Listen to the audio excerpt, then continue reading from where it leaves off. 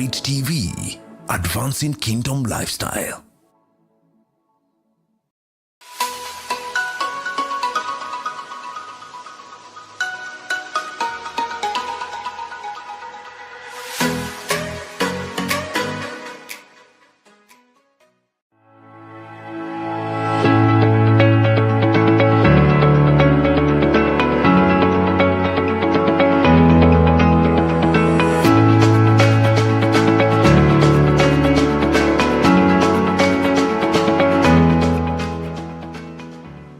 Welcome. This is Wednesday edition of Morning Digest, Elevate Television, and this is Advancing Kingdom Lifestyle. I am your host, Moses Muiruri, and today we have a great topic. We have a great discussion. You don't want to miss this. The links are already out on Facebook and on YouTube. We are live on Facebook and on YouTube. And remember this, if you have not liked our pages, the YouTube page, Elevate TV Kenya, on YouTube, on Facebook, on X, and on Instagram, please do so that you can get the prompts as quickly as possible. Remember, this is your TV station of choice and you are part of it. And I want to thank you, by the way. You voted and we have been voted the best Christian station in Kenya. Think about it. And this is because of you. We want to thank you from the depths of our hearts. And this trophy is for you, so that wherever you go, you can say you watch the best television station in the country. And that is none other than Elevate Television. So please pick the link. I want to give you the chance before I introduce my guests. The links are out. The links are out. The YouTube link is out. I have sent it. My guest, you have it. You have it. There you go. There you go. Another one. There you go. There you go. Please do that as I do mine. I've sent the links out. Please go there. Let's talk. Let's communicate. Today I have your friend here. I have Coach Muiru is in the house. And my friend Muya. This man, the poet, is in the house. This is going to be a lively show today. And you're going to have a wonderful time. So, guys, gentlemen, it's a pleasure to have you back. I know you've been here before, but it's a pleasure to have you back. So let's start at the extreme end. Just look at that camera, introduce yourself, and let's keep running. So good morning, Elevate TV viewers and listeners. My name is Coach Stephen Muiru. I like telling people I'm an architect of buildings by profession and an architect of people's mindsets by passion and practice. Because that's what I do. I inspire people to be the best versions of themselves. Amen. That's good, Peter. Good morning, viewers, wherever you are. It's a pleasure being here once again. My name is Peter Muya. I consider myself a gift from God to humanity. I'm blessed with the ability to identify pattern recognition. So I use that in my skills, in my talents, in my training to write a testimony to the world through what I do as a practitioner in the IT space and also in poetry as a writer, as a runner, and as a motivator of young people. I'm delighted to be here. Thank you. Wonderful. It's good to have you guys. So, both of you have this, both of you are authors, and I got a chance to read your book and to read your book. My son loved your book. Wow, thank you. I tell you, it spoke to him very well, and he said, "Dad, this is a good book." It's not that the other one was not good, but I think I've never given him your book, but it's in my library. And so I want to thank you for that. Let's begin up the year. Here we are. December is here. I tell you, what should we do? Do we begin by reflection? Where do we start, Coach? I think it's always good to begin everything with reflection. Reflection is very good because it leads us to evaluation. Somebody said that an unevaluated life is not worth living. Wow. So if you cannot reflect, then you'll not be able to evaluate. And if you can't evaluate, then it's as good as you didn't live. So if you cannot reflect on the year, and you cannot evaluate what it is you've been able to do or not to do, then it means this year was a waste. So reflection is good. Wow. That you know, where are you? Where did you start? How did you get where you are? And what lessons have you picked that can help you as you go into the next year? Wow. So I agree, reflection is where we need to begin. Peter, Yes. I want you to reflect. How has you been? How's your year been? Wow. And I want to pick it up from where Coach Steve has left. I think for you to reflect, you need some kind of data. You need to look to something. There has to have been something documented The IT man. Yeah? for you to reflect. So I would say that over the, I mean, in progressively through the year, there have been things that have been happening and they have been documented in my life. So I have been able to track certain things. So I have something to fall back and look back at and say, okay, at this point in time, this is what happened. At this point in time, this is what I was able to achieve, or these are the setbacks I faced, and these are the lessons I learned. Yeah. So there has to be something for you to look back to, for you then to be able to reflect on. I think that's what I would say. Coach, do we fail at that place? Because I think I'm just thinking of what you have just said and what he has said. I'm just thinking. Then that means that's why people fail even in the very simple thing of Thanksgiving. Absolutely, absolutely, because if you're not able to do that reflection and that evaluation, then sometimes you have fog in your mind, even in terms of, I want to thank whatever, whoever, for what. The clarity that Peter is talking about is very, very important. Let me just tell you something about my personal life. Remember, the last time I was here, I did say that life is very personal, and every individual needs to understand that, so that when you're living your life, you know it's about you. As in, nobody can live your life for you. Yes. You don't live for yourself, you live for the sake of others, but nobody can live that life for you. So anyway, 3 years ago, I made a very conscious decision about my personal life, that I'll be beginning the year at the top of Kilimanjaro. Wow. And the reason I did that was I've gotten to a point where I say, so that I can be focused, so that I can remain very clear in terms of where I'm going, I need to set audacious goals. And nothing helps me do that than being on top of a mountain at the beginning of the year, because that tells me if I can do this, then any other goal I set for the year, it cannot beat this. Seriously. So I'm able to focus. You start at the top, you set your eyes very high, you set your sights on something absolutely amazing. So you're able to follow through. And as you do the reflection, you say, if at the beginning of the year, I was able to get here, why am I not able to do this? And that makes you realize maybe you've laxed in some things, maybe you need to awaken something, and you can do it, and you keep pushing. And that's the kind of reflection I like. So for anyone to be able to get to the end of the year and say, oh, this was a great year, you got to start with, what do you really want out of it? And you got to set those goals. Wow. You know, you've gone ahead of us, and I'm even feeling jealous. I should be at the top of the mountain with you. This is it's January. Maybe we should. By the way, at the end of the close of the program, we're going to invite people to that excursion, to go to the top of the mountain with you. Yeah, I think it's a great adventure. Thank you. Peter, Yes. using the data, and you can evaluate, what does that lead you to? I think it leads you to a couple of things: to appreciate your gains in terms of what you've been able to achieve, and also to reflect on the things you thought you wanted to achieve and for one reason or the other did not happen, so that then you know how to move forward and amount. Now, let me reflect for myself. Last year, I was very determined to run the full marathon, Standard Chartered. I really trained for it. I signed up 3 months. I showed up, you know, according to the coaches program. We had a training program, and I was really set. So I had a target of running the marathon at a certain time. I think it was 3 hours 25 minutes. That was my target time based on the training and the fitness level at the time. So I did show up for the marathon day itself. I ran the marathon, and unfortunately I suffered an injury, like halfway, almost just about halfway in there. And I couldn't finish the race. So in a way, that was a dream kind of stopped before.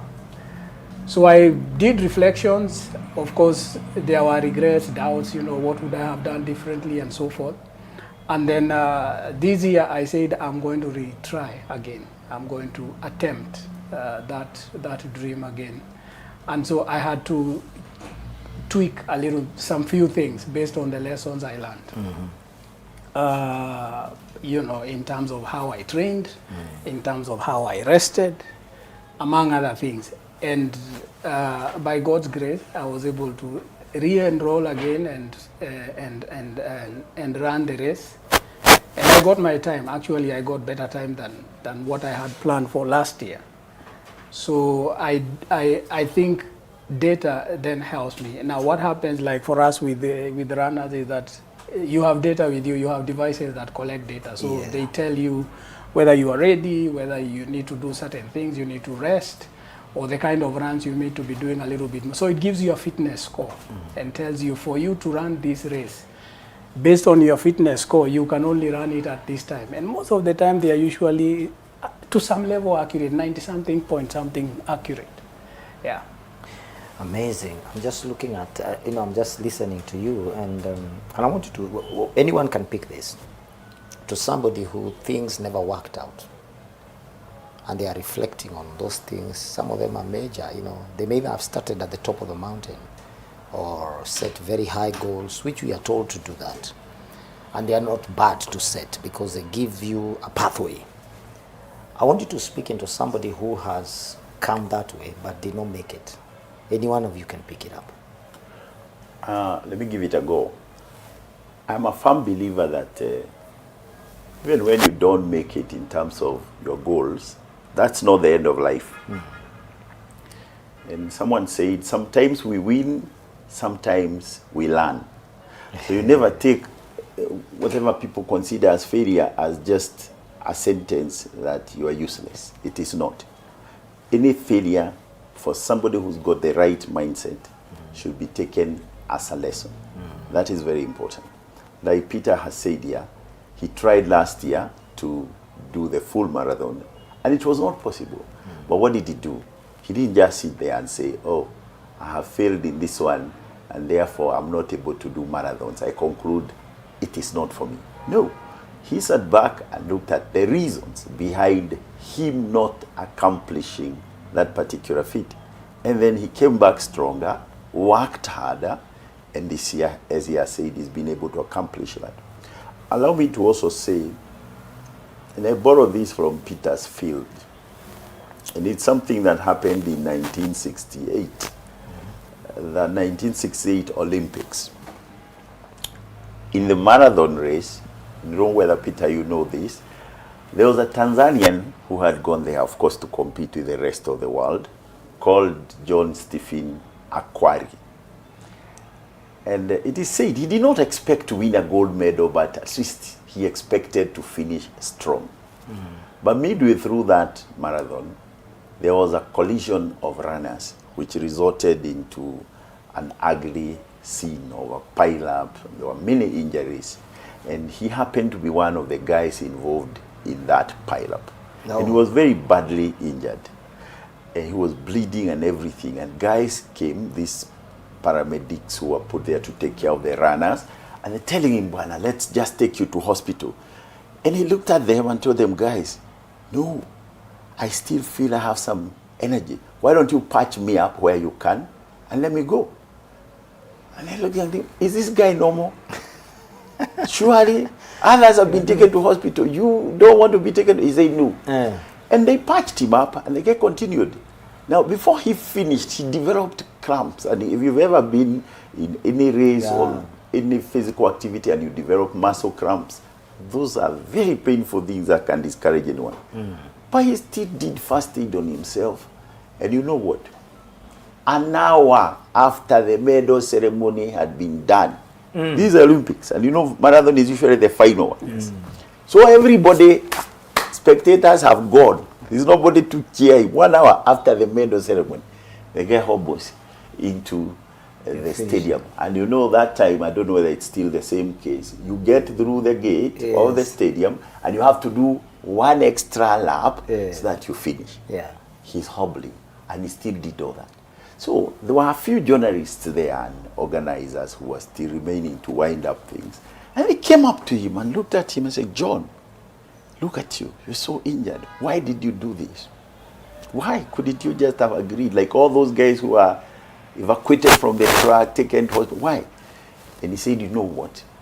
My country did not send me 5,000 miles to just start the marathon. They sent me 5,000 miles to finish. And that's exactly what I've done. And I've just brought that out because for me, life is about mindset. Wow. It's about understanding why are you doing something. So if you failed, it's not the end of life. You need to recalibrate. You need to sit back and do what you call a reset. Think, how can you do things better? So reflecting and saying, we've talked about those setbacks. What about celebrating the wins? Your picture shows you celebrating.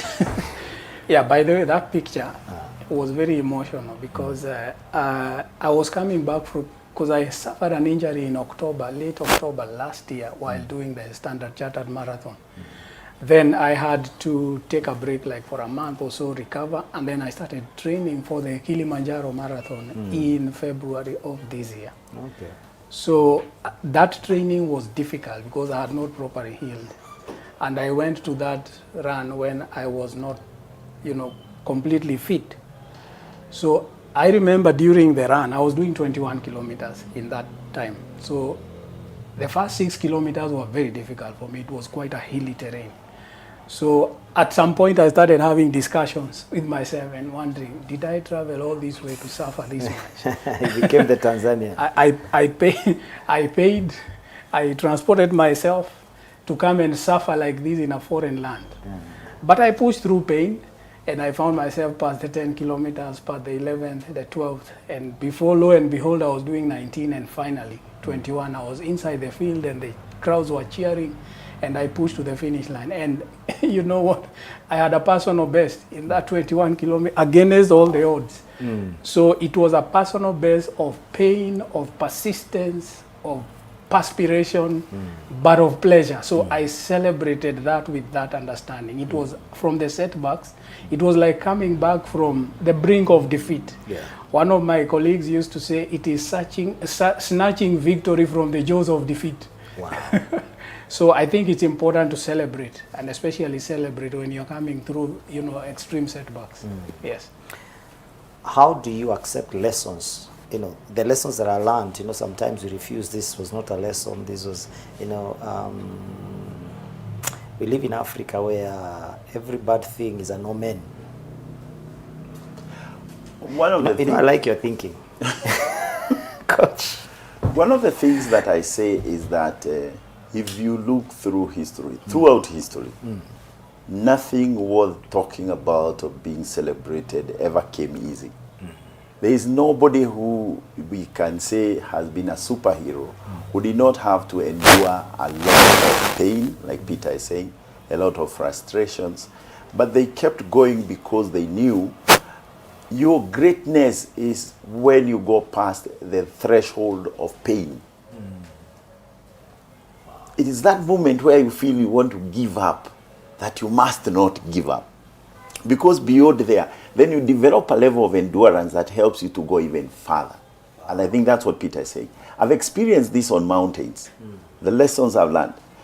For whoever is watching and listening, let me just say this. My journey in hiking started with a lesson I teach in the personal development program of health, that your health is your greatest wealth. And then I realized one time we did a hike for church to raise money to do a project I had designed, that I was so unfit, I was so unhealthy. All along I had been thinking I was okay. I was seeing a 75-year-old man passing me like I'm just there stopping, and and this old man was very fit. He looked very good, and he finished like 4 hours before me. Can you imagine?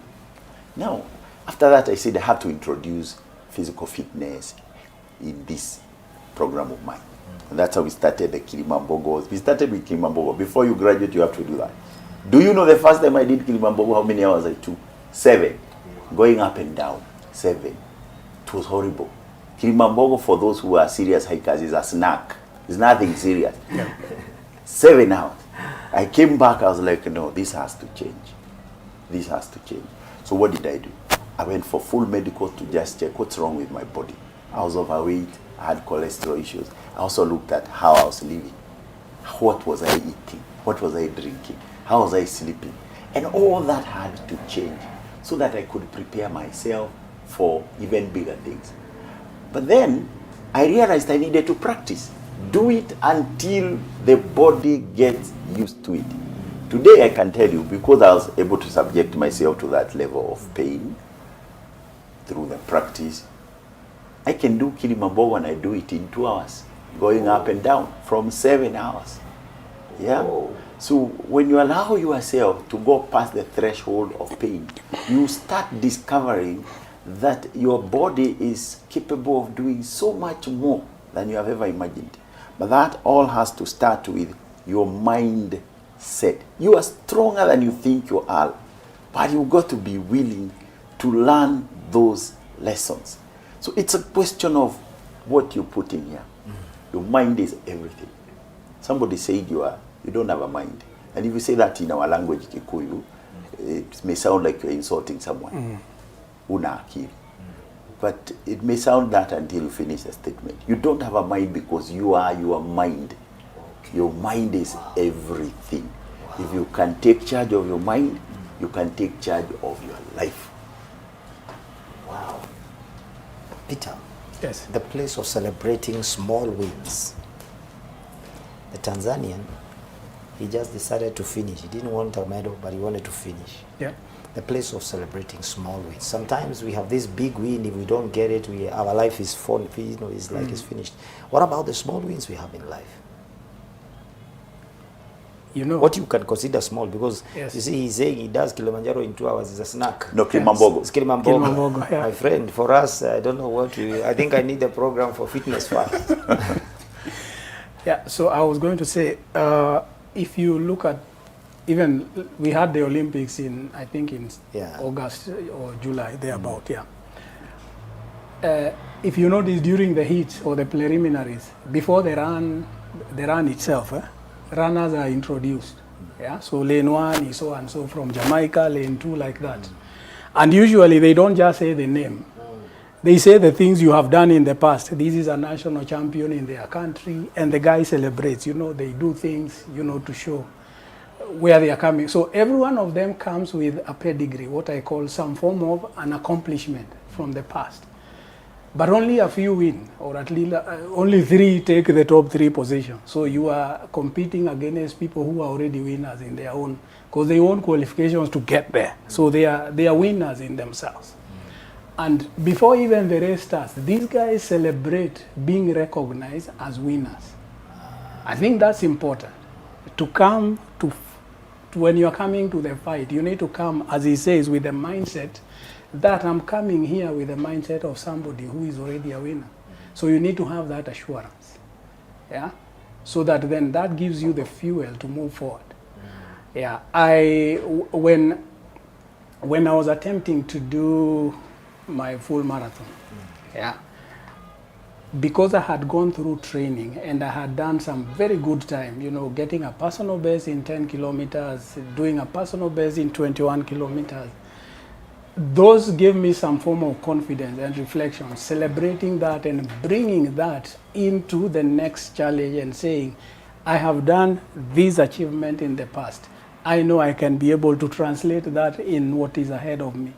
So I think that's very important. Yeah. I think when you celebrate wins, in one time I was just looking at something it needed to be done and it was not done. And it was at the end of the year. And it was involving people and I was their leader. And it was looking very bad. But then I decided to look, just how, I think it's God. Let me just say it was God, because I began to think about, but we have done this. But we have also done this. But we also managed to do that. So when I was going to encourage the people, I began there. I said, we may not have done this, but we had done this. This one is done and dusted. It is small, but it is done and dusted. This one we did. Can you see? Yes, it's done and dusted. But this other one also is done and dusted. We only are remaining with these two. They are big, but we will still finish them. And I saw people just light up a bit. Because you know this thing called committees. Kwanza committee ya watu wengi, and you are the leader, people feel like they have lost. We are like a football team. When we lose, we say the coach must go. The coach must go. There's one that is being fired right now. But the thing of celebrating small wins, and why we hold this program, I think I told you the last time you were here. I believe there are people who just watch a small clip, a snippet, or even a reel of something you say, and they wake up. And I want you, before we go for a break, to take a moment to look into somebody's face and tell them, yeah, this has not happened, but you're here. Thank you. And allow me, if you may, just 30 seconds to add on to the celebrating wins. And going back to that story of Akwari, the Tanzanian, that guy has become more famous than the guy who won that particular marathon. I bet you don't even know who he is. I don't know whether even my friend Peter, who is a marathoner, knows. It was an Ethiopian guy called Momomolde. You've perhaps never heard that name. But Akwari has become a national figure. Even today, he's still alive. Why? That particular concept or mindset of him saying, I came here to finish, and celebrating that he had finished despite all the challenges, galvanized a nation that is not even known for athletics, because Tanzania is known. And to date, he's the most famous athlete from that land. He even inspired people to think more of the Ujamaa. Can we do this for the nation? Can we do it because this is what is expected of us? And celebrating those wins is a form of gratitude. It's a gratitude thing. And we are told gratitude is the highest of human emotions. And if you are grateful with whatever little you have achieved, God is going to entrust you with much. That's biblical. So celebrating small wins not only motivates you to keep moving, it also attracts bigger and greater things for you to celebrate. So if you've not won everything you want, please don't beat yourself up. Look at yourself and say, hey, at least I've done this. At least I'm still alive. I'm healthy. I've achieved ABCD. Thank you, God. I'm ready for more. And you can say the prayer of Jabez. Nipatie mingi sasa, I will even celebrate and thank you more. And it will happen. I tell you. Peter, look at that camera. Speak to somebody about it. We are in a society or in a phase or in a season where the culture of productivity is so high, and all of us are obsessed with results, numbers, and outcomes, outputs, what you're able to show in terms of numbers. And peer pressure tends to push us to the extreme, such that one mistake makes you feel like, it's the end of the world. But we ourselves, showing up in life is a form of achievement. There are people probably who are not in a position where you are. There are people who admire the life you have. They may not tell you, you may not know it, but it's true. So God has given you things that others do not have or only dream of. Take a stock of your life, take stock of what you have, and appreciate that, and use that as fuel to move you forward. Coach. Yes, please. When you talk about coach, games come into mind. After the break, we are going to be talking about something, but I want you to initiate it, to reset. How do I reset? How do we reset? Fantastic. Resetting for me is going back to the drawing board and looking at where you are vis-a-vis where you wanted to be. Going back to that drawing board and looking at how you started and why you started. Along the way, most people lose the why. And if the why is not compelling enough, then trust me, you're going to fall by the wayside. So keeping the why is very important. And there are 4 things when you come back I want to talk about that keep you focused and help you finish strong. They help you reset, start afresh, and know that it's not all lost. You can still achieve whatever it is you want to achieve, because dreams don't die. They just get deferred. All right, I want to keep you there. After the break, we are coming back. We talk about reset and how to start the year at a high, at the mountain. And this day, Peter and Steve are here. This is our last live recording, and I chose these athletes, this coach and this athlete, because I believe there's a lesson we learn in these specific areas. God bless you. See you after the break. We'll be right here.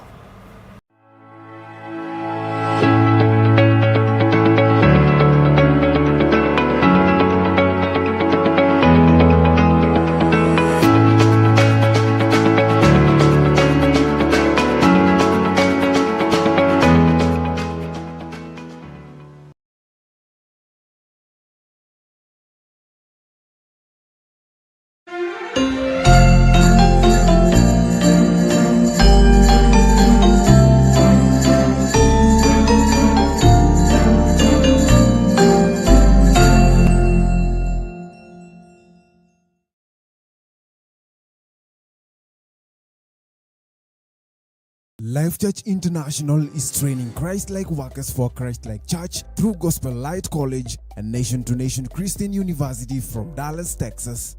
We offer a certificate, a bachelor's degree and master's degree in biblical studies and community development. The training will prepare you for ministry and the work of God in the church and the body of Christ. Through our different ministry partners, we have classes in Nairobi, Kajiado, Kirinyaga, and Machakos. Contact us through 0748 006112 for the ongoing registration for January 2025.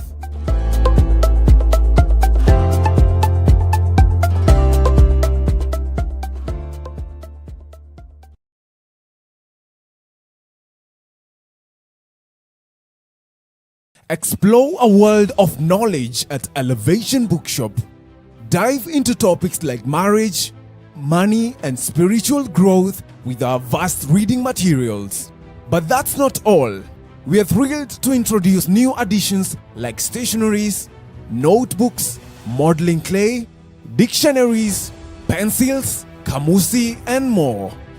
And calling all students, gear up for success with our back-to-school items, providing you with everything you need to excel in every subject. At Elevation Bookshop, we're here to assist you in finding the perfect resources for your journey. Do you have specific preferences or looking for something special? Visit us at Kenya Cinema Plaza, mezzanine floor, or contact us on 0748 902 225. Elevation Bookshop. Enrich your life.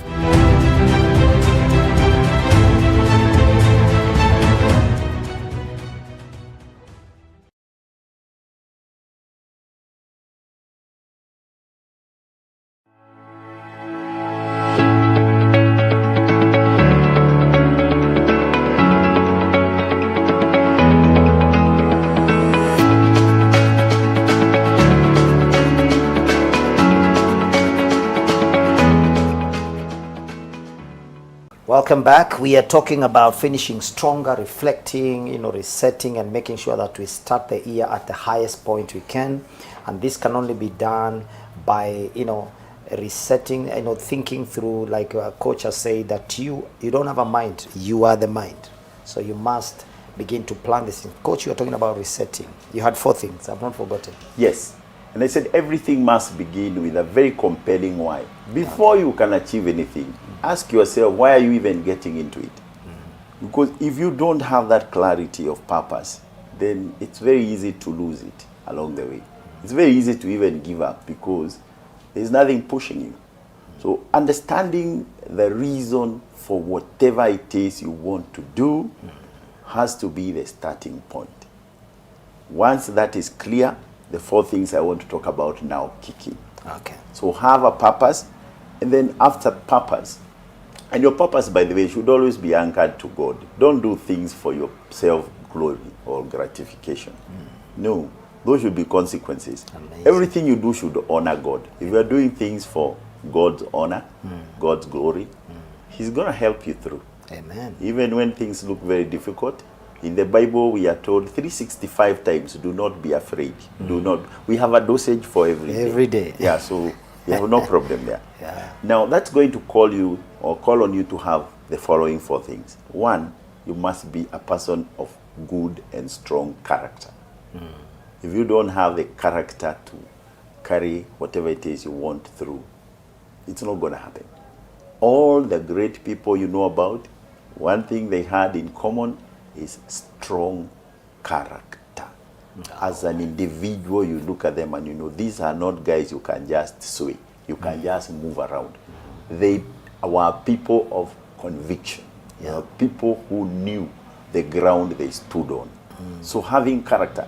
And character is basically the ability to continue doing what you said you'll do long after the mood you said it is gone. With the times you say you want to do that marathon. Long after the mood, eh? Yeah, like what he's saying. By the time you are getting to the end of the marathon or to the top of the mountain, trust me, Pastor, usually you don't feel like doing it. Wow. You are almost giving up. So it's only character that can push you through. Number 2, then you must have the discipline. And the discipline is you set your boundaries, you set your rules, you have your principles, you stick by them. No matter what is happening, you know this is the guiding, or these are the guiding principles. Having a philosophy of life is very important. A lot of people fail to achieve their dreams because they don't have that. You don't have a philosophy of life. And a philosophy of life is what guides you. You wake up in the morning and you know, this defines me as Mr. Muiruri, and this is what I live by no matter what. Sometimes it's painful, but you're not going to get any fruits if you don't allow yourself to pay the price. Yeah. So discipline is the price you have to pay for your dreams, for your goals. And then number 3 is about tenacity. Tenacity is that fighting spirit. Wow. Somebody was talking about 2 dogs that were fighting. One was a big one, and another one was a small one. And the big dog was looking at this small one and undermining it. Every time the small dog would come and maybe take a bite, the big dog would just say, ooh, and the dog goes away. But it kept coming and coming. And every time it would come, it would bite and then run, then bite, then run. And eventually, this big dog had so many injuries, it just had to give up, you know? And the moral behind that is, it's never about the size of the dog in the fight. It's about the size of the fight in the dog. And that's what tenacity is. So what is the size of your fight? What is your desire? What's your commitment in terms of what you want? If you don't have that desire, if you don't have that commitment, forget it. It's not going to happen. So as you reset, you've got to make a decision. You're going after those dreams no matter what. Amazing. Because it's not a question of if things will happen. They will. When they happen, are you willing to fight? Amazing. Are you willing to go the whole distance? Yeah. And the last thing that I want to talk about is a belief. You have to have faith. A lot of times you get discouraged, and some people will even keep asking, is God still there? There are many times, even Christians.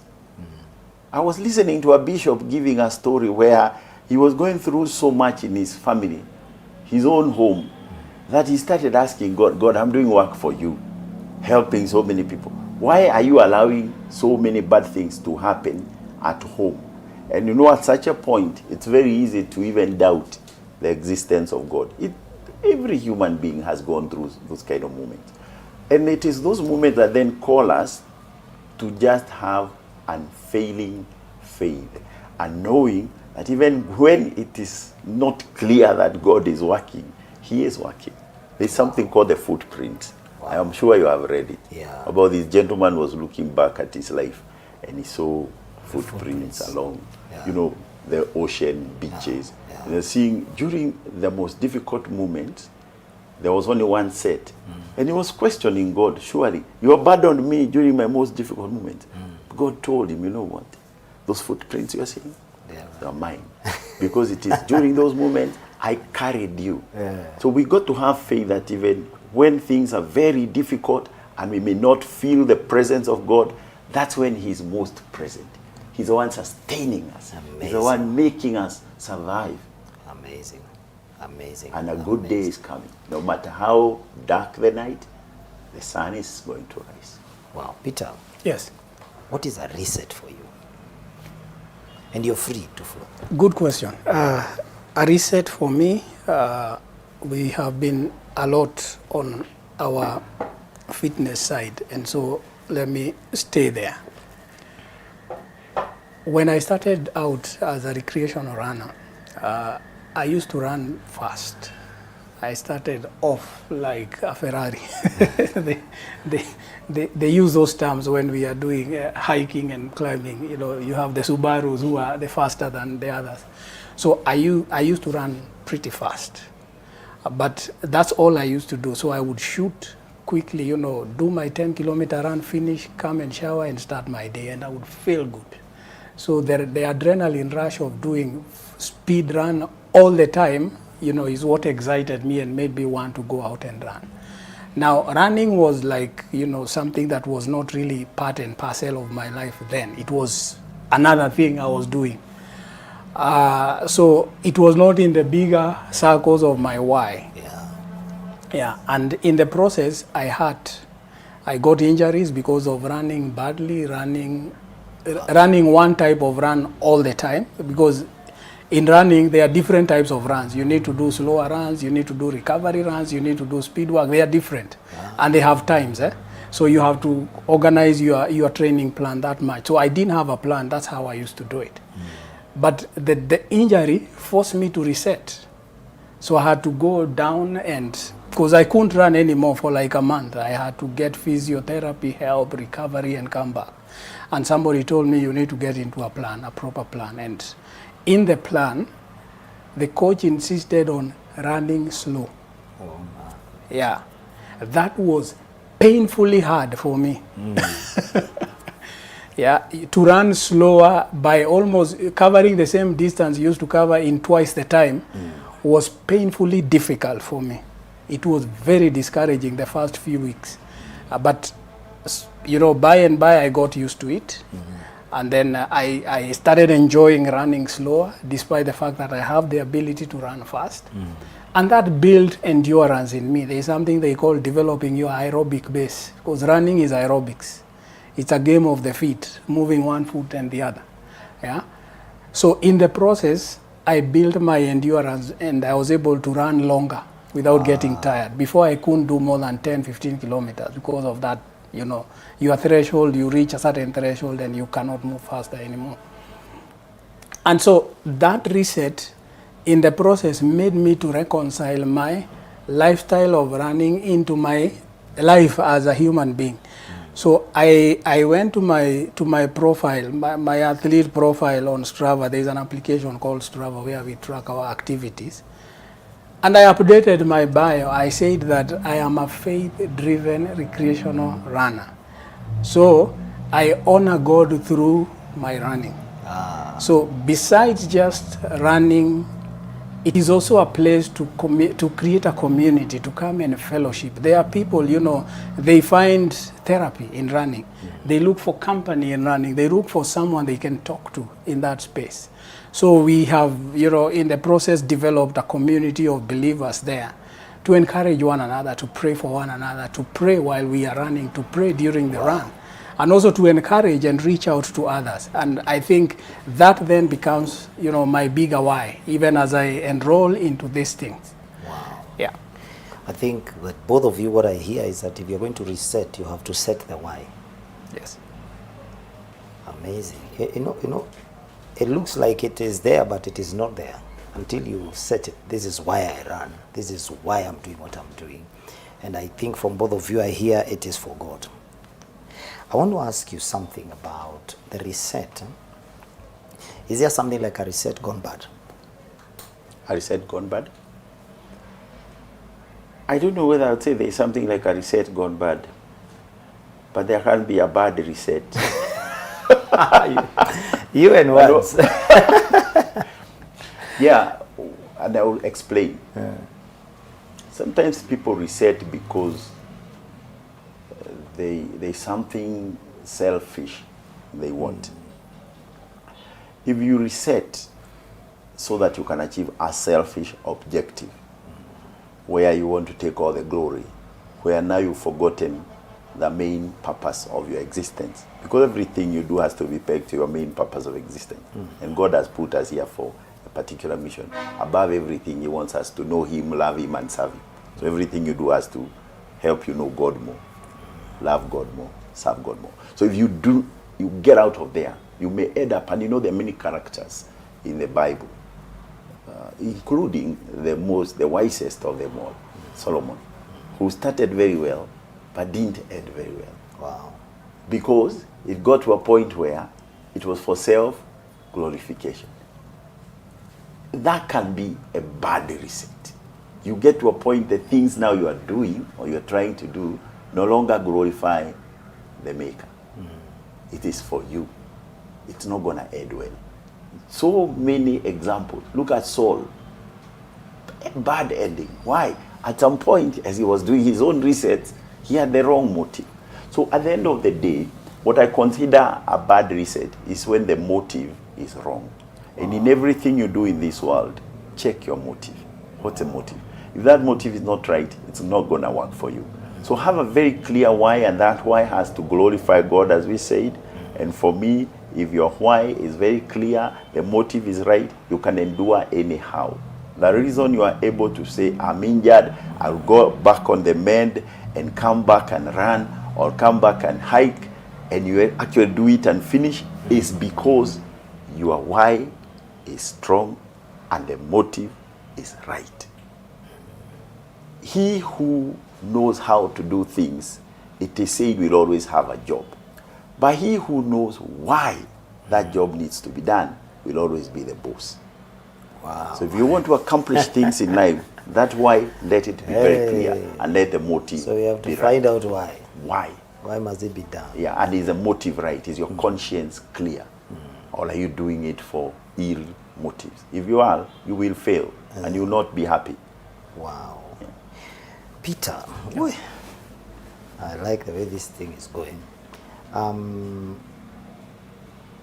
You seem to have a very big day. You know, you are running, you're writing, you have a job, you are doing business. How do you manage all this? Because some people may use that as an excuse. I think like I said, I have tried to integrate all these things as me. Yeah, initially there were fragments. I'm doing this, but that's that, and so forth. So I've been very intentional in terms of, bringing all these pieces together. So a typical day, for example, today is a working day. I was meant to be running. I was meant to do a long run in the morning. I couldn't because of this show. But typically I have to plan my day early enough to wake up early so that I do my run finish by 7:30, latest 8 o'clock. Most of the time I work from home, so my meetings probably would start at 9, so by then I've taken breakfast ready to start the day. Yeah, so that's very intentional. You have a training calendar, it dictates how you then organize the time. You synchronize that with your calendar for work and then for other social engagement. So you plan around that. Weekends sometimes can be, you have family engagements. You also need to do your morning long run. So how do you tie these pieces together? So I think it's just being intentional. But the bigger question is why? Wow. It has to tie into the why. This why is not running out. Because if you think about it, at the end of the day, you can be very busy. You can clutter your life with a lot of activity. Yes. And shadow boxing all over the place. But you don't see, the end result, or you cannot tell, what you achieved at the end. So the why has to be very clear, and that's why I choose what I want to suffer in terms of my training, because I know the bigger why. I choose who I want to engage with, what kind of forums I want to be in, and I'm very particular, how much of my time I want to give to that. Yeah. Amazing. Wow. We need to rise. Coach. You need to be at the top of the mountain. Come fast. Yes, Somebody said it matters how you start. it does. It does. Though the start, even if it's not very good, can always be corrected. But it's always good to start well because it gives you the momentum. You know, in life, one of the things that helps you go faster, perhaps even further, is the momentum you create. If you look at athletes when they are starting, there's always this analysis of how they got off the blocks. And sometimes that gives somebody a head start. Yeah. So it is important. When you understand yourself, start well so that you lighten the burden of movement. When you start off with some power, with some energy, it propels you. So it's important. But let me also say, starting well also has very many other elements to it. And one of them is planning. Wow. Before you start a journey, put down what is required of that journey. Also do a critical analysis of what is expected along that journey so that you are well prepared. You cannot start something without a proper plan and expect that it's going to be very smooth. No. So in life, always have a plan. And I want to say, make it a strategic plan, not just a plan. When I train people, I always ask them, you guys are always involved in doing corporate strategic plans. And that's well and good. But do you have a strategic plan for your life? And a lot of people go like, oh, wait a minute, coach, what are you saying? I say, you got to have something written down, not just in your head, of what you want to achieve. Well, that's going to help you understand, where do we even begin? How do we even begin? And if you've not written it down, I always tell people, if it's not on paper, it is vapor. Forget about it. So you've got to do the same thing you do for corporates. Write it down. A show like this, I know you must have sat down, written what you want, where you want it to go, how you want it to go there. There is such a plan. What about your life? So planning becomes important. And we've been told time without measure. Failing to plan is planning to fail. So a plan is critical. Then you also have to decide, and I think Peter has raised that, who do I integrate in this journey? Because alone, one is too small a number for success. You have to have your team. You'll be a team that involves a coach, involves just your cheerleaders. Who is holding you accountable? Who is pushing you? Who is giving you the fuel that you need when your tanks are almost empty? Because a lot of times in this journey of life, the gauge will be at E or even below E. So you need a boost. And that boost can only come from a team. That's why every person who is going all out for success must have a team that is carefully selected. Not just people coming to drain you. It's people who are coming to support, to push you. And then when you're on that journey, what we had spoken about earlier becomes very important. Don't wait until things go wrong for you to reflect. Reflection should be a continuous process. Set certain milestones. Once you get there, take a pause, reflect. It's very much like when you watch the Formula One cars. They get into a pit stop where maybe tires are changed or something, or fuel is added, so that they don't run until they can't go anymore. So you need to have these moments of reflection, not because things have gone wrong, but because it's part of the plan. So you can see, where are you? What do you need to add? What do you need to remove? And along the way of life, there's something I call distractions. There are a lot of distractions that come. These reflections, you should be reviewing to see, what are some of these distractions? Have you gotten yourself along the way into bad company? Have you gotten yourself along the way into bad debt? Like now there's a lot of that with people getting these online loans and stuff, not knowing these are serious traps for financial failure. You need to do all those reflections. Then stay humble and always remember, it's never about you. Yep. Peter, Yes. please add to that. Pardon? Add to that. Yes. And let me, as Steve was speaking here, I was looking at the condition of somebody who is running a marathon. So it is race day, it is 6:30 in the morning, you are on the start line, the call has been made. All those who are running 42.2 kilometers assemble. So you are assembling there is adrenaline, you have trained, there is anxiety, will I finish on time? And so what happened, and I want to pick from where he said you need to have a plan. So we do have what we call a pacing strategy, which is basically a plan. So you break down the 42 kilometers in a kilometer by kilometer basis. Yeah? So every kilometer, or how the terrain looks like in terms of elevation. So it gives you the target times you need to be running on those. So some you'll be running slower for you to reach a certain time.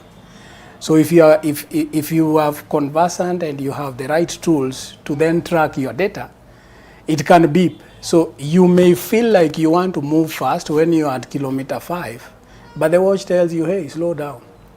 You have 37 kilometers to go. So, and basically that's what I did for my Standard Chartered Marathon. So when you're speaking, I'm just thinking. Yeah. There's a way life is like a race. Yeah. And I'm just thinking, running looks very obvious. Who cannot run? But then it's what you're bringing out is very clear. It's very, very interesting that there are times you need to run slow. There are times you need to run fast. There are times you need to change your pace. There are times you need to change your strategy at every run, because it is 42 kilometers. Wow. Yes, that's very important, because you only have so much energy and you have a lot of time to cover. You have a lot of distance to do that. So I think a 42.2 kilometer run, you'll do more than 3,000, about 3,000 calories. That's what you burn. So what you ate last night is not enough. Yeah, so you probably would need to fuel along the way, bite something small and something that you can quickly digest, because your digestive system is also, at that point, is constrained because all your energy is going to your muscles. So there's a lot of planning. Our coach usually says there are 3 things when you are doing a marathon. Number one, there are 3 goals. Yeah, and it's either of the 3. So goal number 1 is to finish alive. Like the Tanzanian, at least he finished when he was alive. Finish alive. Number 2, if you are able to finish alive, then can you finish on time? On time in the sense that before they close the course. You could finish alive, but everybody has gone home. But then number 3, get a personal best. So in that order. So first of all, your health is important. Don't kill yourself to finish. Yes. Yeah. But if you have the strength, then try and finish within the time, so that at least there are people who celebrate you when you finish. Yeah. And then lastly, if you've trained well, you train to get a personal best, then you are within it, push and get the personal best. So you do need that. Yeah. I want to give you a parting shot, Coach and Peter. I want you to look at the camera. You are the one who said it. You are going to start the year at the top of a mountain. Yes. So if you need us to come, invite us. But then you have just less than a minute parting shot, just the same like you. Okay. Oh yes, we are going to start, and we've been doing this for the last 3 years. We start our year at the top of Kilimanjaro. We've got a hikers group called Born to Lead Mountain Adventure Group. Peter is a member. And the reason we start on the top of Kilimanjaro, that's a roof of Africa. So it gives us that push that if you can start with such an audacious goal, that basically tests your physical, your mental, your spiritual limits. If you can do it, there's nothing that you can't do. So to anyone who is willing and able to come and hike with us, karibu sana. We're going from the 12th of January to the 20th of January. Okay. But allow me to also say this. As we think about resetting, as we think about our goals, as we think about wins, it's important to contextualize wins. Wins, just like life, are personal.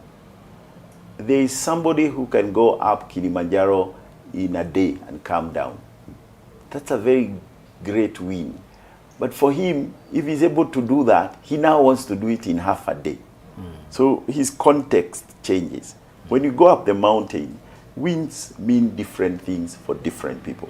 From one camp to the next camp, there's somebody who can do that in an hour. Others will do it in 6. If you're not able to do it in an hour, don't worry, that's not your race, that's somebody else's win. Your win is to just go there, as Peter has said, alive and well.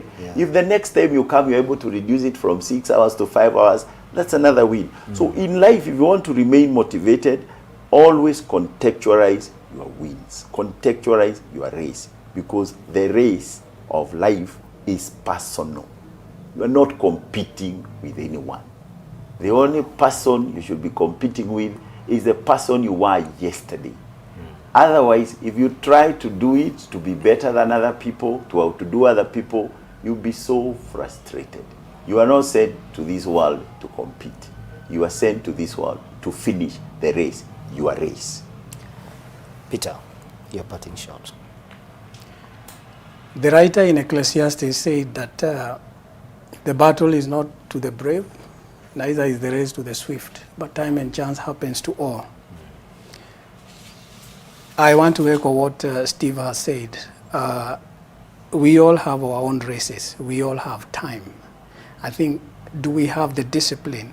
Do we have the commitment to go the full hog? So stick to your plan. Have a plan, stick to the plan, execute according to your aspirations and your ability, and celebrate small wins as you get towards your bigger goal. Do not be distracted by others' goals and what they have achieved. Focus on your own goal and trust God to help you deliver. Thank you. Wow, I have nothing to add. It has all been said and said well by those who have been who had gone up before us, and we want to just thank you for being a part of this program today. Remember that we are going into a festive season, a time of holiday, that you are part of Elevate. We have enough lined up for you. These men will be showing up on your screen, and when they do, please listen to them and let there be a response. Let us know you're watching, let us know what you want, and they'll be back next year with a bang. They are starting at the top, and we are starting with you. Remember this, Elevate exists to advance kingdom lifestyle, and that lifestyle is between us and you, and you're part of this kingdom. God bless you. Have yourself a wonderful day. And for me, to my guests, thank you for taking time to just be with us here at Elevate. We appreciate you. We just thank you for taking time to be here with us. Your time is precious, and we respect it. God bless you. See you another time. God bless you.